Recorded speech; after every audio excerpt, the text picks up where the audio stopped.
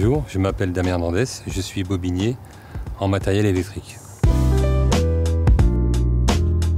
Mon parcours, moi j'ai eu un CAP de mécanique générale et un BEP de tôlier peintre, et donc je suis rentré ici en tant qu'intérim. J'ai appris sur le tas. Et donc par la suite, j'ai pu valider mes acquis, donc une VAE, avec un examen au bout pour avoir un diplôme équivalent à un bac+1. Alors, notre métier consiste à fabriquer des bobinages de moteurs, d'alternateurs et de générateurs. Le bobinage d'un stator, c'est un peu comme une bobine de fil à coudre.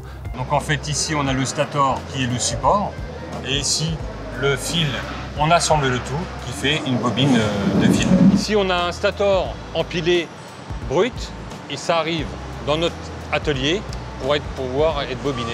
On le nettoie, ensuite on le prépare et on insère dedans des sections. Ça, c'est une section qui va rentrer dans un stator.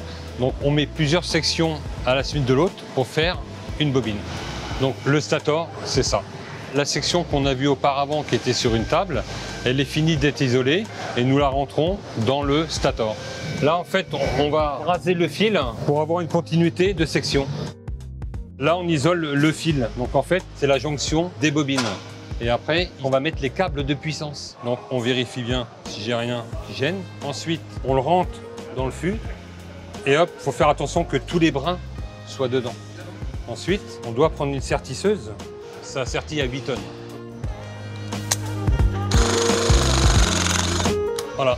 On a une feuille de contrôle à toutes les étapes. Il y a 17 ou 18 étapes à contrôler. Donc on fait essentiellement des contrôles d'appareils de mesure. Déjà, il faut beaucoup de rigueur, de faire très attention quand on insère les sections dans les encoches. Ça peut produire un court-circuit. Il faut être à l'écoute. On travaille essentiellement en binôme parce que c'est quand même des sections assez lourdes. Il faut être très manuel. Il faut pouvoir analyser pour pouvoir diagnostiquer une panne et pouvoir réparer sans trop casser.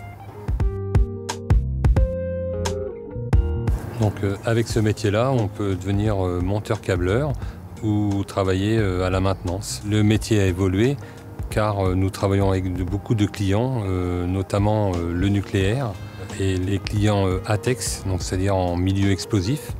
Donc on est soumis à des contraintes électriques très rigoureuses. Il y a aussi le côté environnemental, car nous trions énormément de déchets.